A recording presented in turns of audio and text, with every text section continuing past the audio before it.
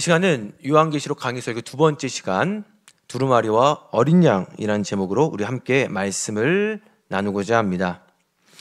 오늘 우리가 함께 살펴볼 요한계시록 5장은요, 지난주에 우리가 4장을 살펴봤죠. 지난주와 함께 살펴본 4장과 굉장히 밀접한 관련이 있는 본문입니다. 자, 먼저 우리 1절, 요한계시록 5장 1절을 함께 읽습니다. 시작. 내가 봄에 보좌에 앉으신 이의 오른손에 두루마리가 있으니 안팎으로 썼고 7인으로 봉하였더라. 보좌에 앉으신 이, 지난주에 말씀드렸죠, 하나님이십니다. 그 하나님의 오른손에 두루마리가 있대요. 자, 우리 두루마리 뭘 한번 떠올리면 쉬울까요? 우리 화장지, 화장실에서 쓰는 그 두루마리 화장지, 그렇게 생겼어요. 그런데 거기에 이제 안팎으로 글씨가 가득 써져 있고요. 그것을 7인으로 봉인되어 있대요. 자, 이러한 형상 한번 떠올리시면 될 것 같아요. 이렇게 두루마리가 있는데요. 거기에 그 7개의 도장이 이렇게 찍혀 있죠. 열 수 없도록, 그 두루마리를 열 수 없도록 이렇게 7개의 인으로 봉인이 되어 있어요. 그리고 안팎으로, 여기는 잘 이제 보이지 않지만 글씨가 가득 써져 있습니다. 자, 이 7봉인이 있는 두루마리는요, 바로 그 에스겔서에 있는 그것을 반영하고 있어요. 무엇이냐? 우리 참고 구절 함께 읽겠습니다. 시작. 내가 보니 보라, 한 손이 나를 향하여 펴지고 보라, 그 안에 두루마리 책이 있더라. 그가 그것을 내 앞에 펴시니 그 안팎에 글이 있는데 그 위에 애가와 애곡과 재앙의 말이 기록되었더라. 바로 이 요한계시록에 등장하는 두루마리, 그리고 그것을 봉하고 있는 7개의 인, 이것은 에스겔서의 환상을 다시 한번 보여주고 있습니다. 자, 두루마리에 근데 어떤 내용이 써져 있느냐? 애가와 애곡과 재앙의 말이래요. 자, 애가가 무엇이죠? 슬플 애자, 슬픈 노래, 슬픈 소리. 왜? 그 안에 재앙의 말이 기록되어 있기 때문이에요. 즉, 하나님의 그 심판의 때에 이제 이 두루마리가 열리게 되는데 그 안에 이제 심판의 메시지가 담겨져 있기에 이렇게 슬픈 노래와 슬픈 소리가 적혀 있다는 그러한 내용이에요. 자, 애가, 애곡, 이런 정도야 그냥 넘어갈 수 있는 단어이지만 여기에 그 10대부터 80대까지 있어요. 그러니까 제가 최대한 쉽게 2절 말씀을 읽겠습니다. 2절 시작. 또 봄에 힘있는 전사가 큰 음성으로 외치기를 누가 그 두루마리를 펴며 그 안을 떼기에 합당하냐 하나. 자, 일단 이 두루마리의 그 상징적 의미는요, 바로 하나님의 심판의 책이죠. 자, 그런데 2절에 보니까 누가 그 두루마리를 펴며 그 인을, 아까 7개의 그 봉인으로 되어 있는 그것을 누가 뗄 수 있느냐, 이렇게 나와 있어요. 여기서 합당하다는 말은요, 바로 어떤 자격을 갖추다라는 그러한 의미예요. 그럼 누가 이 7개의 봉인으로 감싸져 있는 두루마리, 하나님의 심판의 책을 열 수 있느냐, 이러한 의미예요. 그런데 그러한 자격을 갖춘 자가 없대요. 우리 3절 읽겠습니다. 3절 시작. 하늘 위에나 땅 위에나 땅 아래에 능히 그 두루마리를 펴거나 보거나 할 자가 없더라. 그러한 자격을 갖춘 자가 피조물 중에는 할 수 있는 자가 없다고 합니다. 그로 인해 요한은요, 자, 마지막 노란 글씨에 크게 울었다, 이렇게 기록되어 있어요. 자, 여기서 크게 울었다는 두 가지의 의미를 나타냅니다. 첫 번째, 요한은 두루마리의 의미를 알고 있었어요. 알았지만 아무도 그 두루마리의 그 인, 봉인된 것을 뗄 수 없기에, 즉 하나님의 인류를 향한 구속 계획을 실행할 수 없다는 사실에 울었고, 또 그러면 예수님조차도 그 인을 떼실 수 없다는 것인가? 왜? 여기에 보면 하늘 위에나 땅 위에나 보거나 할 자가 없더라, 이렇게 기록되어 있잖아요. 그러면 예수님조차 그렇게 할 수 없는 것인가? 라는 생각에 운 거예요. 자, 우리가 이상하게 생각할 수 있어요. 하지만 요한이 이 환상을 경험했을 때와 이 책을 기록할 때를 우리가 구별하면 쉬워요. 그 환상을 볼 그 당시에는요, 사실 지금 굉장히 급작스러운 상황 가운데 환상을 본 거잖아요. 그래서 정확하게 그 의미를 제대로는 알 수 없어요. 그리고 이것을 그러면 아무도 뗄 수 없다는 것인가? 그렇게 이제 생각이 되어지고, 그리고 이 계시록을 썼을 당시에는 이미 이 모든 것을 안 후에 기록을 했으니까 썼을 당시에는 그것을 풀 자가 누구인지 알았다는 거예요. 자, 아무튼 사도 요한이 크게 낙심하고 있을 때에 5절 읽겠습니다. 5절 시작. 장로 중에 한 사람이 내게 말하되 울지 말라. 유대 지파의 사자 다윗의 뿌리가 이겼으니 그 두루마리와 그 일곱 인을 떼시리라 하더라. 지금 요한이 울고 있어요. 그때 장로 중에, 자, 이 장로는 우리가 지난 시간에 했던 그 24장로 떠올리시면 돼요. 12지파와 12사도를, 하나님의 백성을 상징하는 그 24장로 중에 한 사람이 울고 있는 사도 요한에게 이야기합니다. 울지 마라. 울 필요가 없어. 왜?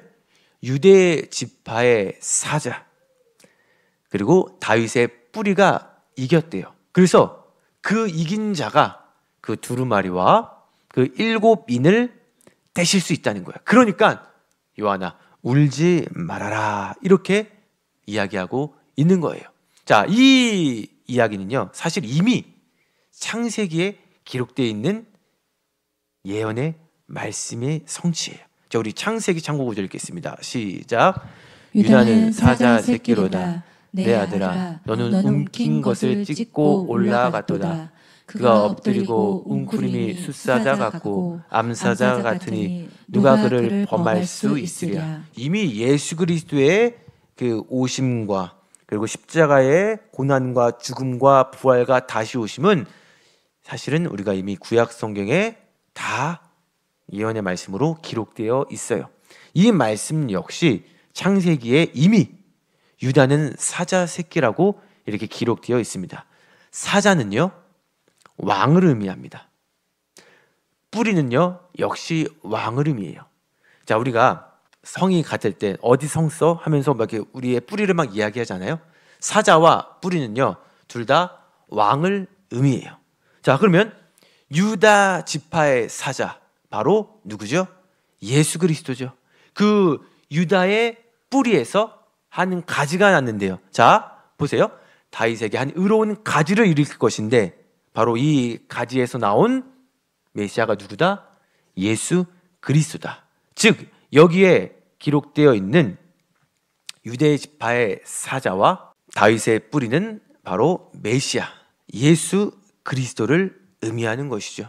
장로의 말을 사도 요한이 듣고 이제 내 생물, 내 생물도 우리 지난 시간에 했던 거 기억나실 거예요. 피조물을 상징하는 내 생물. 지금 기억이 안 나시면 이제 홈페이지와 유튜브에 올라와 있는 지난 수요 강의 설교를 복습하셔도 좋습니다.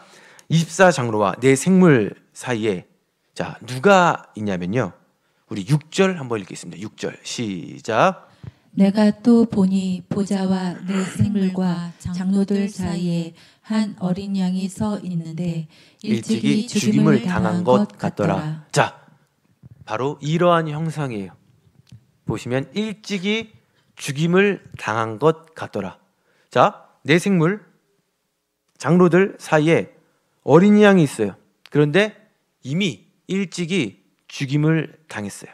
자, 여기서 죽임을 당했다는 뜻을 우리가 그냥 쉽게 그냥 죽임을 당했구나 이러한 의미가 아니라 이것은 헬라어로 스파조, 영어로 슬레인, 한국말로 조금 더 이것을 제대로 번역하면요 사륙 도륙이에요. 즉 이 양은요 아직 크지도 않았어요. 어린 양이 누구로부터 끔찍하게 죽음을 당한 거예요. 죽임을 당했다는 거예요. 그가 바로 누구시다? 예수 그리스도. 잔인하게 죽임을 당한 어린 양이라는 거예요. 왜? 나 때문에, 우리 때문에 예수님께서 우리의 모든 죄와 저주를 대신 담당하시기 위하여 이렇게 끔찍하게 죽임을 당하셨다는 거예요.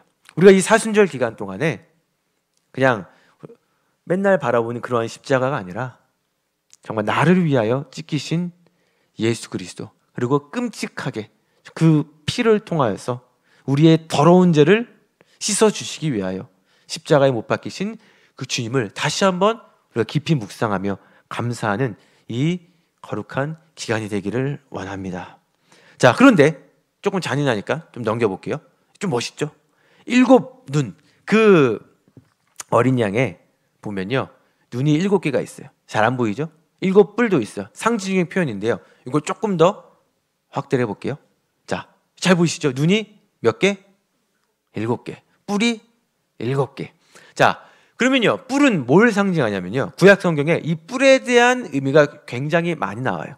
이 뿔은요, 권세, 힘을 상징합니다. 즉, 지금 어린 양이 가지고 있는 그 7뿔은 바로 하나님의 권세를 상징해요. 그리고 어린 양의 7눈은요, 그 7눈으로 세상을 살피십니다. 그래서 지금 이 어린 양 자체는 예수 그리스도예요. 예수 그리스도는 권세와, 그리고 이 7눈은 친히 또 여기서 설명을 하고 있어요. 이 눈들은 온 땅에 보내심을 받은 하나님의 7영, 즉 예수 그리스도형 성령께서 우리를 지금도 눈동자처럼 살피고 계신다는 거예요. 그분은 권세가 있으시고 또 이 땅 가운데 지금도 우리를 살피시는 그러한 존재라는 거죠. 이해가 되시죠? 예수 그리스도의 어린 양이 있어요. 7뿔 권세와 7눈 성령께서 우리를 지금도 친히 보고 계신다. 그러한 의미입니다. 즉, 그 하나님의 구속 계획, 이 땅에 하나님의 그 구원의 계획은 예수 그리스도형 성령을 통하여서 이루어진다는 그러한 의미예요. 그래서 지금 하나님께서 예수 그리스도에게 그 두루마리를 전달하시고요, 이제는 하나님의 그 구속 계획에서 실행 단계로 옮겨졌다는 것을 볼 수 있어요. 자, 우리 7절 읽겠습니다. 7절 시작. 그 어린 양이 나와서 보좌에 앉으신 이의 오른손에서 두루마리를 취하시니라. 자, 우리가 일단 그림 보기 전에 한번 상상을 한번 해볼게요. 그 어린 양이 이제 나와요. 보좌에 앉으신 이 하나님 오른손에서 그 두루마리를 취하세요. 이제는 인수인계라고 보면 돼요. 하나님의 구속 계획이 바로 예수 그리스도로부터 실행이 된다. 자, 두루마리를 취하신 예수님의 모습입니다. 하나님이 두루마리를 전달하고 있어요. 두루마리에는 7개의 봉인이 되어 있죠. 이제는 하나님의 계획은 바로 예수님을 통하여서 이 땅 가운데 실현이 된다.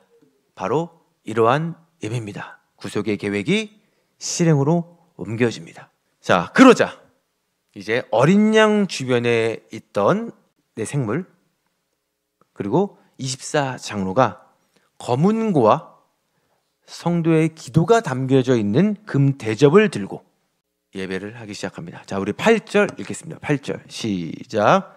그 두루마리를 취하심에 내 생물과 24장로들이 그 어린 양 앞에 엎드려 각각 검은고와 향이 가득한 금 대접을 가졌으니 이 향은 성도의 기도들이라. 쉽게 이야기하면 이 검은고는요, 그 다윗이 찬양을 했을 때 켰던 이 하프예요. 하프.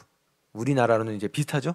띵띵띵띵 하는 그 검은고, 바로 저 하프입니다. 하프. 그리고 지금 여기에 뭘 이렇게 들고 있죠? 금 대접을 들고 있어요. 근데 금 대접 안에 뭐가 있다고 기록되어 있죠? 향이 가득한 금 대접이래요. 근데 그 향이 어떤 향이냐? 바로 성도의 기도가 지금은 향으로 가득 차 있어요. 사실 이 상징은요, 이 계시록 8장에서 조금 더 자세히 나오는데 우리가 맛보기로만 한번 잠깐 좀 살펴보고 넘어가겠습니다. 함께 읽습니다. 시작. 또 다른 천사가 와서 제단 곁에 서서 금 향로를 가지고 많은 향을 받았으니 이는 모든 성도의 기도와 합하여 보좌 앞 금제단에 드리고자 함이라. 향연이 성도의 기도와 함께 천사의 손으로부터 하나님 앞으로 올라가는지라. 자, 상상을 한번 해보시길 바랍니다.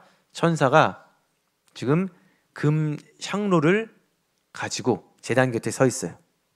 그런데 그 향로 안에 많은 향이 있대요. 그런데 그 향이 무엇이냐? 바로 우리들의 기도라는 거예요. 그리고 그 기도는 바로 향과 연기가 되어서, 그러니까 상상해 보세요. 연기인데 향이 가득 차 있는 거예요. 그것이 어디로 올라간다? 천사의 손으로부터 어떻게? 하늘로 올라간다. 이것을 유식한 말로 상달, 위로 전달된다는 거죠. 자, 이것을 이미지화 한번 해볼게요. 자, 천사라서 얼굴은 모자이크 처리되어 있어요. 자, 천사가 지금 앞에 뭐가 있죠? 금 향로를 가지고 있어요. 그런데 이 향 안에는 많은 향과 연기가 있는데 그것이 바로 성도의 기도라는 거예요. 자, 우리가 드리는 기도, 눈으로 보이진 않아요. 때로는 내가 허공에 외치는 것 같은 그러한 순간이 있을 때도 있어요. 우리가 정말 힘들고 어렵고 주님을 너무나도 만나고 싶을 때 우리가 주님께 부르짖죠. 간구하죠. 근데 때로는 이게 그냥 허공에 그냥 뿌려지는 공허한 외침 같을 때도 있어요. 우리의 기도를 우리 주님께서 들으시나? 듣고는 계신 건가? 나의 아픔을, 나의 그 간절함을 알고는 계신 건가? 그렇게 막연함과 두려움이 우리를 엄습할 때가 있어요. 오늘 마침 매일 성경 큐티 본문이 또 예수님께서 제자들에게 너희는 이렇게 기도하라고 가르쳐 주신 그러한 기도예요. 우리가 드려지는 기도 눈에 보이지는 않죠. 그런데 여러분, 너무나도 감사하게도 하늘에서 우리의 기도는요, 금 대접 안에 모아져 있대요.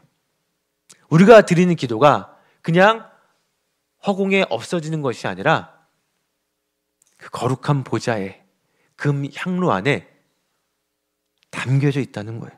이 얼마나 감사한 일입니까? 그리고 그것이 천사로부터 향과 연기가 되어서 하늘로 올라간다는 거예요. 이 너무나도 감사한 일이죠. 여러분, 왜 점점 사람들이 기도의 자리를 멀리할까요? 오늘 제가 새벽에도 말씀을 드렸지만 점점 기도할 필요성을 못 느낀다는 거예요. 예전에는 삼시세끼 먹는 것이 쉬운 일은 아니었어요. 요즘은 살 빼는 게 쉬운 일이 아닌 세상이 돼버렸죠. 지금 한번 각자 자기 배 한번 만져보세요. 아마 그 심각성을 느끼실 거예요. 그리고 우리는 뭘 걱정하죠? 아, 두 끼만 먹을 걸. 아, 어제 괜히 야식 먹었나? 경제가 어렵다 하지만 사실 우리가 전보다 굳이 구하지 않아도 괜찮으니까 점점 기도의 자리를 멀리하고 있어요. 또 우리가 살아계신 하나님을 아직 제대로 경험하지 못한 수도 있어요. 그래서 내가 드리는 기도 하나님이 응답하시나? 역사하시나? 그런데 우리가 한번 그 기도의 응답을 뜨겁게 맛본 자들은 알죠. 우리의 기도가 그냥 땅에 떨어져 흩어지는 것이 아니라 분명히 우리 주님께서 우리의 기도에 응답하시는구나. 우리가 이제 금요심야 예배, 정말 그 뜨거운 기도의 자리, 점점 많은 사람들이 기도의 자리를 멀리한다고 하지만 그럴수록, 정말 때가 가까우면 가까울수록 우리가 기도의 자리를 사모해야 돼요. 왜? 지금 우리가 드려지는 기도가 안에 가득 잠겨져 있다는 거예요. 그리고 나서 뭐라고 말씀하시냐? 10절 읽겠습니다. 10절 시작. 그들로 우리 하나님 앞에서 나라와 제사장들을 삼으셨으니 그들이 땅에서 왕 노릇 하리로다 하더라. 우리를 왕 같은 제사장으로 부르셨는데, 자, 우리가 땅에서 왕 노릇을 하며 살게 된다는 거예요. 우리가 지금 굉장히 연약한 존재 같죠. 막 이 세상은 막 흑암의 권세가 가득 붙잡고 있고 정말 이 바벨론과 같은 이 세상 가운데 우리가 정말 하나님의 백성으로서 내가 승리의 삶을 살 수 있을까라는 그러한 어떤 두려움이 있을 수 있어요. 하지만 분명히 하나님께서 우리에게 말씀하신다는 거예요. 우리를 왕 같은 제사장으로 삼으셨고 우리가 왕 노릇을 한대요. 우리가 사실 이 말씀을 모르는 건 아니에요. 왕 같은 제사장으로 삼으셨다. 그렇죠. 자, 조선시대 사극을 보면요, 왕이 굉장히 좋은 것 같죠. 막 먹을 것도 바로 앞에 갖다 주고, 내가 응가가 마려워도 메아틀로 데려가지고, 얼마나 편해요? 닦아주고. 그것뿐만 아니죠. 여러 가지 굉장히 좋은 것들을 누리며 살잖아요. 그런데 그 왕의 하루 일과를 보면요, 너무 피곤해요. 일단 어렸을 적부터 낮에는 칼과 그리고 활을 쏘는 연습을 굉장히 많이 해요. 밤에는 그럼 재워줘요? 책 읽죠, 책. 그러다가 이제 너무 피곤하니까 생각해 보세요. 낮에 그렇게 맨날 이거 이렇게 하다가 밤에 책을 읽으니까 얼마나 졸려요. 그러다가 이제 잠깐 졸면 이제 또 세자한테 또 뭐라고 하고, 그러면서 이렇게 문과 무를 겸비해야 그 왕으로서의 권세가 있는 거예요. 그런데 그것을 게을리하다 보면, 그리고 굉장히 또 어린 왕은요, 힘이 없어요. 병들거나 문무를 게을리하거나 나이가 너무 어리면 어떻게 되느냐? 그 왕의 자리를 노리기 위하여 주변에 끊임없는 세력들이 어떻게 하면 왕을 끌어내릴까? 그래서 음식에 독을 타거나 아니면 자객을 보내거나, 그래서 밥도 마음대로 못 먹어요. 왜? 내 힘이 약하니까. 그게 바로 왕이에요. 제가 왜 이 말씀을 드리느냐? 왕이 권세를 가지려면요, 그 왕으로부터 주어진 그 일가를 수행해야 된다는 거예요. 그럴 때에 그 왕의 권세가 있죠. 우리들도 마찬가지예요. 우리를 왕 같은 제사장으로 부르셨는데 우리가 기도도 안 하고 말씀도 안 읽고 예배의 자리도 게을리한다면 우리에게 주어진 그 권세, 우리가 이 땅 가운데 온전히 왕 노릇을 제대로 하지 못한다는 거예요. 왕은요, 권세만 있는 것이 아니라 책임도 있어요. 그 나라를 움직일 책임, 그 백성들을 먹여 살릴 책임도 같이 있는 게 왕이에요. 우리를 이 땅의 왕 같은 제사장으로 부르셨다면 우리는 그 권세에 맞는, 그러면 힘을 길러야 된다는 거예요. 그것이 바로 뭐다? 기도라는 거예요. 그것이 바로 뭐다? 예배라는 거예요. 기도할 때, 예배할 때 우리가 승리하게 되는 것이고, 정말 우리가 이 땅 가운데 왕 노릇할 수 있는 그 왕의 권세를 갖게 된다는 거예요. 우리가 정말 이 시간 다시 한번 우리의 기도가 땅에 흩어지지 않고 하늘로부터 상달됨을 믿고 기도의 자리를 사모하는 모두가 되시기를 소망합니다. 그럴 때 우리가 정말 왕 같은 제사장으로서 이 땅 가운데 왕 노릇을 하며 최후 승리를 경험하게 될 줄 믿습니다. 자, 지금부터 이제 11절부터 14절은 이제 내 생물과 24장로들, 천사들이 예배하는 그러한 장면이에요. 이것을 하나하나 다 풀면 시간이 너무 많이 지나가고, 지난 시간 했던 걸 다시 한번 떠올리시면 돼요. 지금 하나님, 그리고 옆에 보좌에 앉으신 어린 양 예수님, 그 앞에 24명의 장로들과 천사들과 내 생물들이 찬양을 하고 있어요. 이것이 지난 시간에 살펴본 4장과 오늘 살펴본 5장 하늘 성전 예배입니다. 우리가 4장과 5장을 통하여서 지금 하늘에 어떤 일이 일어나고 있는지 그 상징적 비유를 통하여 알 수 있었어요. 지금도 천국에서는 무엇이 진행되고 있다? 예배가 진행되고 있다는 거예요. 그리고 그 예배는요, 땅에 있는 하나님의 백성들에 의하여, 그리고 교회에 의하여 예배가 이루어지고 있어요. 우리는요, 이 예배를 통하여서 먼저 하나님을 만나요. 처음에 우리가 어떻게 예수님을 인격적으로 만났죠? 밥 먹다가? 뭐 일하다가? 아니죠. 어떠한 무언가의 그 계기를 통하는데 주로 예를 들어서 수련회 아니면 전도잔치 때 선물 준다고 나왔다가 갑자기 뭔가 그때는 잘 모르겠는데 막 가슴속에 꿈틀꿈틀거리는 모태신앙? 나 뱃속에서부터 믿었다? 결국 언젠간 예배를 통하여 주님이 나를 인격적으로 만나 주신 거예요.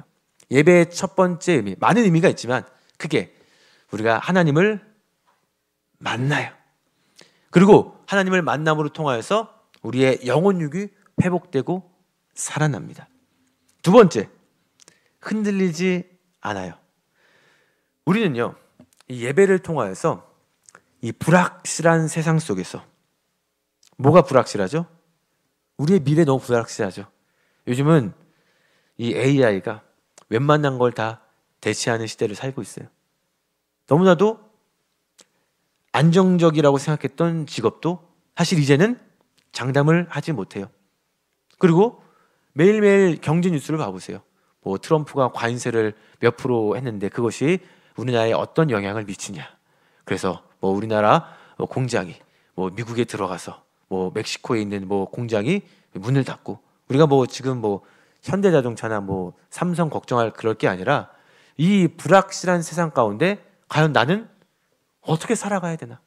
그리고 점점 진리가 아닌 것들이 마치 진리인 것처럼 그것이 당연한 것처럼 막 여겨지고 있는 세상을 살고 있어요. 하나님의 창조 질서가 점점 그 말씀과는 다르게 흘러가고 있어요. 옛날에는 어떻게 그런 일들을 해? 그런 것들이 이제는 합법화되고 있어요.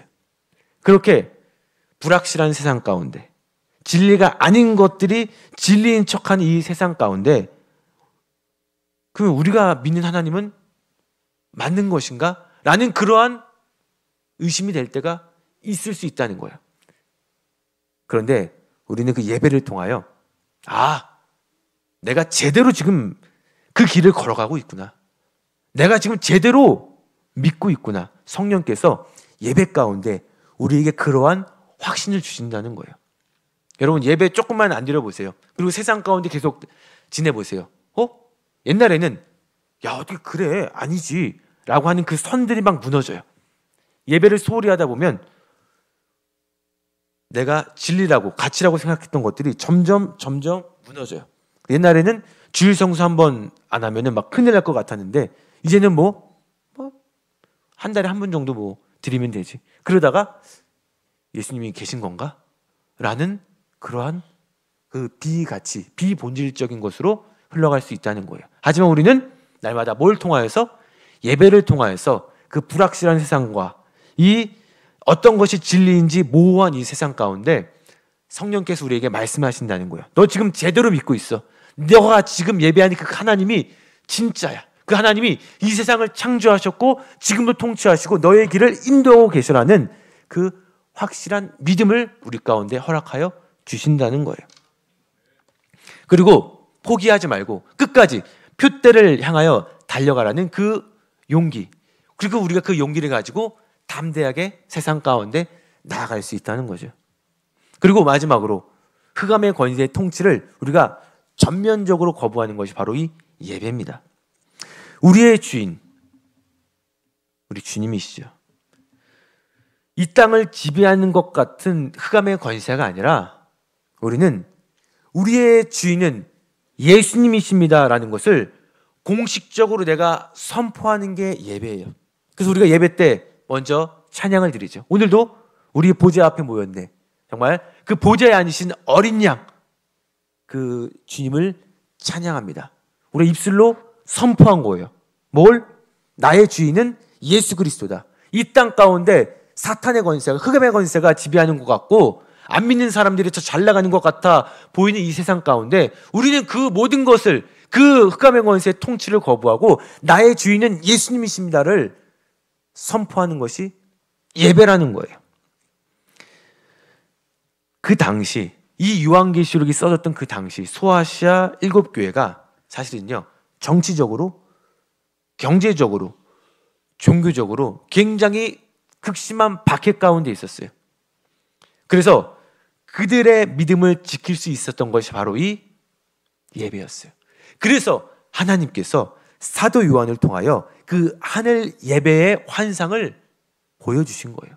그리고 그 당시 예배자들, 박해 가운데 있는 예배자들에게 지금 하늘에서는 너희의 그 신음소리, 하나님 살려주세요, 하나님 우리의 기도에 응답해 주세요, 그러한 기도가 결코 로마의 압제 가운데 흩어지는 것이 아니라 너희들의 기도는 지금 하늘에 모아져 있다. 그리고 그것이 하나님께 상달되어 있고 너희들은 전혀 낙심하거나 두려워할 필요가 없다. 그들의 믿음을 지킬 수 있었던 것이 바로 이 예배였던 거예요. 그들은 예배를 통하여 자신들의 정체성을 확인할 수 있었고요. 그리고 최후 승리에 대한 소망과 확신을 가지고 있었어요. 그리고 이제는 그들이 그 담대함을 가지고 세상 가운데 나아가게 됩니다. 복음으로 생명을 살리고요. 세상을 향하여 왕 같은 제사장으로 우리를 부르신 그 왕 노릇을 하기 위하여 기도로 무장하고 예배 가운데 믿음의 확신을 받고 세상 가운데 나아가게 되었던 거예요. 그래서 그들의 그 순교의 피로 지금 우리가 예수 그리스도를 만나게 됐고 이 자리에서 나의 주인은 예수님임을 선포하며 우리가 예배 가운데 지금 이렇게 앉아 있는 거예요. 그럼 우리는 이제 어떻게 해야 될까요? 우리도 그 사명을 가진 자들이에요. 복음으로 세상을 정복하고 왕 대신 예수님의 통치에 우리가 어떻게 동참하는 거죠. 다가오는 부활주일 전체 셀 전도잔치 이제 한 달 정도 남았습니다. 아직까지 우리 주변에 정말 나의 주인이 세상이고 정말 흑암의 권세 가운데 그 끝이 어딘지도 모르고 죽어가고 있는 영혼들이 너무나도 많아요. 우리가 경험한 그 복음을 가지고 세상 가운데 나아가길 원합니다. 그럴 때 우리가 전하는 그 복음을 듣고 정말 우리와 같이 예수님을 나의 주님, 나의 하나님으로 고백하게 될 줄 믿습니다. 지난 시간과 오늘 시간 바로 하늘 성전 그곳에서 드려지는 그 예배에 대한 환상을 봤어요.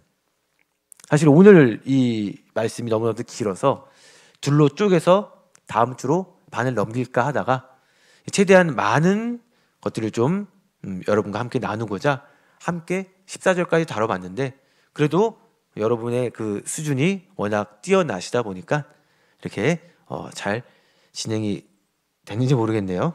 정말 우리가 이 성전 환상을 통하여서 오늘 또 함께 풀었던 그 여러 가지 키워드들이 있죠. 결국 하나님의 그 구속 계획이 어린 양 예수 그리스도부터 실행된다는 것. 그리고 역시 마지막에는 하늘 보좌에서 우편에 앉으신 어린 양께 모든 피조물들과 모든 백성들이 예배를 드리는 것으로 이렇게 마치게 됩니다.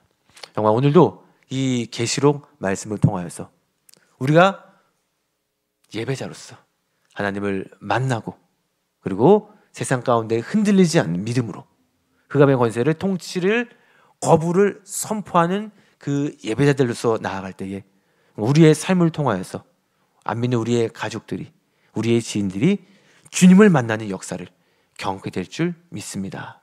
기도하겠습니다. 죽임을 당하신 어린 양 예수님을 통하여 하나님의 구속 계획이 실행되어지고 그 어린 양을 찬양하는 하늘의 예배를 통하여서 우리가 이 땅에서 누구에게 기도를 하고 누구를 예배해야 하는지 깨닫게 하심에 감사를 드립니다. 때로는 우리의 기도가 그냥 공허한 외침 같아 보일 때도 있었고 우리의 기도가 땅에 흩어지는 것 같은 그러한 두려움과 막연함과 외로움에 빠질 때도 있었습니다. 하지만 이제는 우리가 확실하게 깨달았습니다. 우리의 기도는 결코 땅에 떨어지지 않으며 하늘에 상달되어짐을 믿습니다. 그리고 우리를 왕같은 제사장으로 삼으신 주님, 우리는 비록 이 땅에서 연약한 존재인 것처럼 연약한 존재로 살아가지만 하나님께서 우리에게 주신 왕의 권세 그리고 우리를 향한 사명, 그 왕의 책임이 우리에게 있다는 사실을 믿고 기도로 무장하며 그 복음을 가지고 예배자의 삶을 살아갈 때에 우리를 통하여서 정말 많은 이들이 주님을 만나게 되고 함께 최후 승리를 허락하시는 승리의 영광을 맛보는 우리의 인생 되게 하여 주시옵소서. 예수 그리스도 이름으로 기도드립니다. 아멘.